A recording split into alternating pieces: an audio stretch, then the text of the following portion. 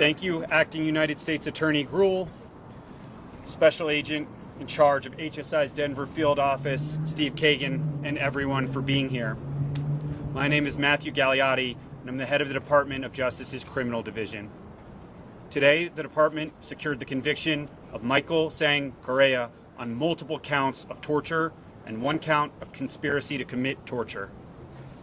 This verdict underscores the Justice Department's determination to protect victims and prevent perpetrators of torture and other heinous crimes and human rights violations abroad from seeking a new life here in America. You cannot hide here. We can and will prosecute you if you come to the United States after committing atrocities abroad. This country will not be a safe haven for human rights violators. At the outset, I want to express my admiration and gratitude for the strength and the courage of the victim witnesses who traveled all the way from Africa to a courtroom in Denver, Colorado, to tell the jury what Correa did and what he and his co-conspirators set out to do. Reliving those horrific crimes and facing their tormentor in person, again, takes tremendous bravery. It must have been painful and difficult, and we thank them for enduring this ordeal in the interests of justice. I also want to express my appreciation and commend the prosecutors from the Criminal Division's Human Rights and Special Prosecution Section, Assistant United States Attorneys from the District of Colorado, and agents from Homeland Security Investigations for relentlessly pursuing this case and ensuring that justice was done. The evidence presented at trial exposed the depravity of the torture Correa and his co-conspirators engaged in 2006, prior to Correa's arrival in the United States, where he sought to escape accountability for his crimes, hiding here in Colorado. The government's evidence showed that Correa, along with his co-conspirators, tortured and abused victims accused of plotting a coup against the regime then in power in the Gambia, a West African country that at the time was under the regime of President Yahya Jammeh. Correa belonged to a special unit of the president's security forces known as the Junglers, who brutally cracked down on what the regime claimed was a coup plot. Trial testimony revealed the direct role Correa played in that torture. With the intent to cause severe pain and suffering, Correa and his co-conspirators dripped hot, molten plastic onto the bare skin of one of their victims. They put plastic bags over their victim's head, restricting breathing. One of Correa's co-conspirators put the barrel of a pistol into the mouth of a victim. They threatened victims with knives and stabbed one of them. They electrocuted their victims. And they extinguished cigarettes on their skin, rubbed sand in their eyes. And they hit one victim in the face with a hammer. The torture went on. There was virtually no bounds to their cruelty. But just as there were no bounds to their cruelty, there are no bounds on how far this Justice Department will go to hold people who commit such brutality to account. People who have committed violent crimes, let alone human rights abuses, should not come to the United States, period. They are not entitled to live the American dream. They belong in prison. The core policy objective of the Justice Department is to secure our communities against criminal aliens, and today's conviction of Correa is one more step taken in that direction. Wherever we have jurisdiction, the Justice Department will prosecute persons who have committed atrocities abroad under the federal criminal statutes prescribing torture, war crimes, genocide, and the recruitment and use of child soldiers, among other criminal charges. The department can also use our criminal and civil immigration and naturalization laws to revoke U.S. citizenship or obtain other penalties.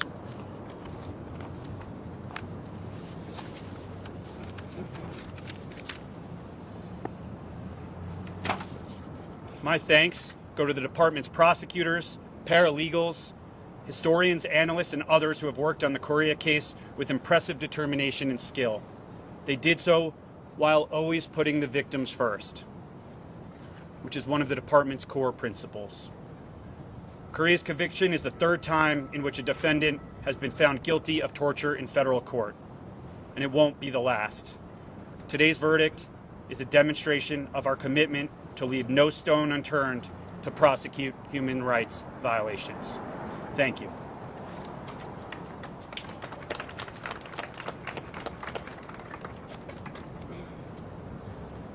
Thank you, Mr. Gagliotti. Mr. Kagan.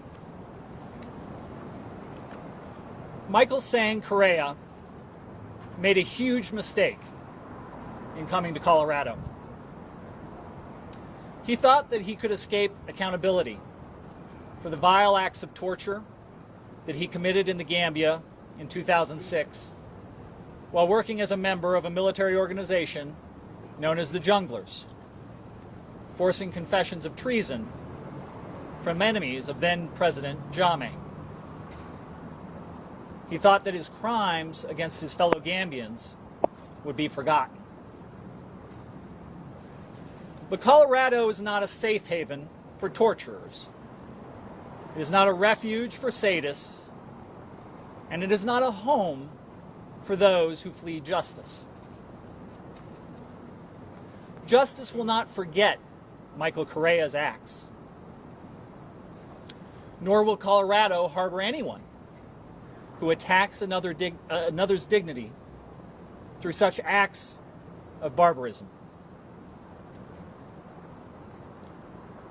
I want to thank the courageous victims and witnesses who traveled halfway across the world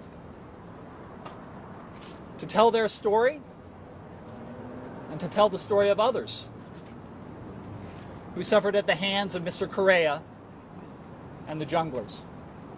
Thank you. I want to thank the jury of everyday Coloradans who listened to the evidence. Evidence that was at times painful to hear,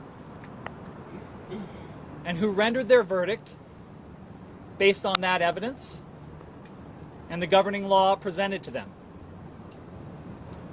They have done a great service to the state of Colorado and to the world by offering their time and attention to such an important matter.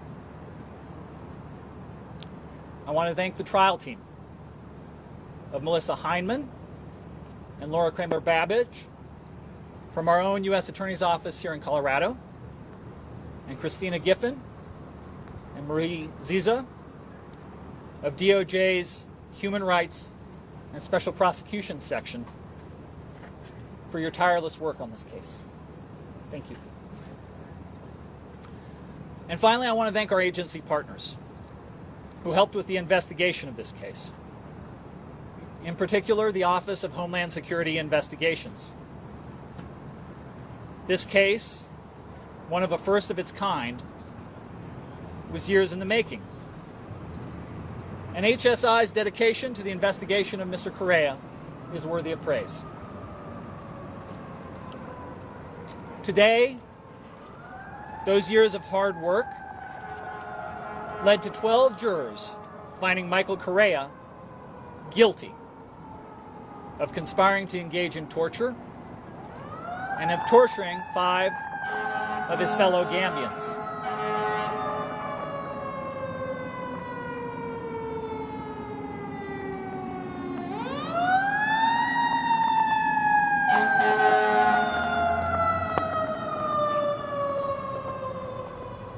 At the end of the day, that guilty verdict is a rebuke of the rule of the Junglers and a resounding affirmation of the rule of law for the people of the Gambia.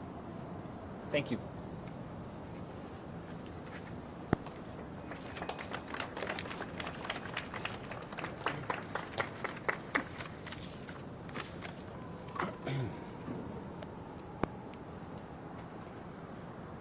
Thank you. And I want to really kind of foot stomp what both of these two gentlemen have said, which is this is a precedent-setting case. And a precedent-setting case that we are honored to be involved with. I also want to point out that this is a whole of government approach. The men and women of Homeland Security Investigations, the HSI, Human Rights Violators, and War Crimes Center are partners with the FBI, the Diplomatic Security Service for their work overseas, the DOJ Human Rights Special Prosecution Section, the Colorado U.S. Attorney's Office. But like the others, I want to say the most important thing about this case is the courage of the victims and the witnesses that came forward, because without them, we would have nothing. And really, this case, it speaks for itself. So the only thing that I want to say is, if you commit these atrocities in your country, don't come to the United States and seek refuge. Because the men and women of HSI will hunt you down. We will find you, and we will bring you to justice.